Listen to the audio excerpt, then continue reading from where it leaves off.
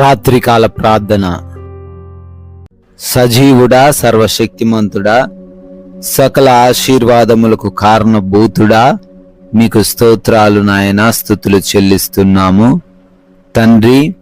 ఉదయము లేచినది మొదలుకొని ఈ రాత్రి ఈ క్షణము వరకు మాకు తోడయుండి నడిపించినందుకు, మమ్మల్ని కాపాడినందుకు, మమ్మల్ని భద్రపరిచినందుకు వందనాలు చెల్లిస్తున్నాం ప్రభువా.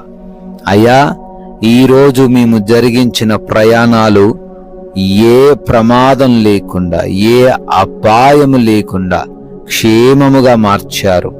మా ప్రతి అవసరతను మీరే తీర్చారు. మాకు కావలసిన సమస్తాన్ని సమకూర్చారు. మా పనులలో ఆశీర్వదించారు.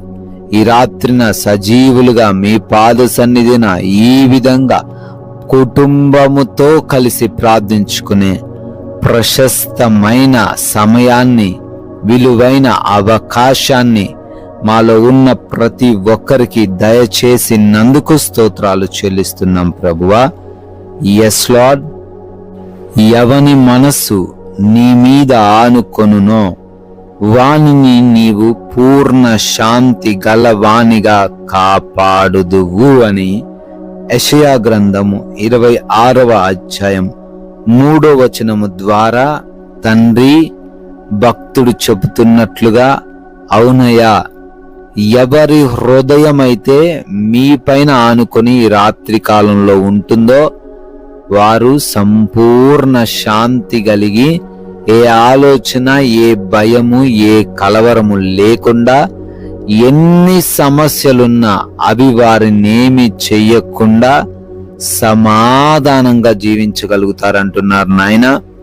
ప్రతి ఒక్కరూ కూడా ఈ విలువైన వాక్యాన్ని స్వీకరించి మీ పైన ఆనుకొని జీవించగలిగిన మనస్సు వారికి దయచేయండి. ఈ రాత్రి కాలంలో ప్రార్థనలో విశ్వాసంతో, నమ్మకముతో నా దేవుడు ఏ కార్యమైనా చేయగలడు అనే విశ్వసించి ఏకీభవిస్తున్న ప్రతి ఒక్కరి జీవితంలో అద్భుతం ఈ రాత్రిన వారు చూచునుగాక. ఆమేన్. అవునయ్యా, ప్రార్థిస్తున్నాం తండ్రి.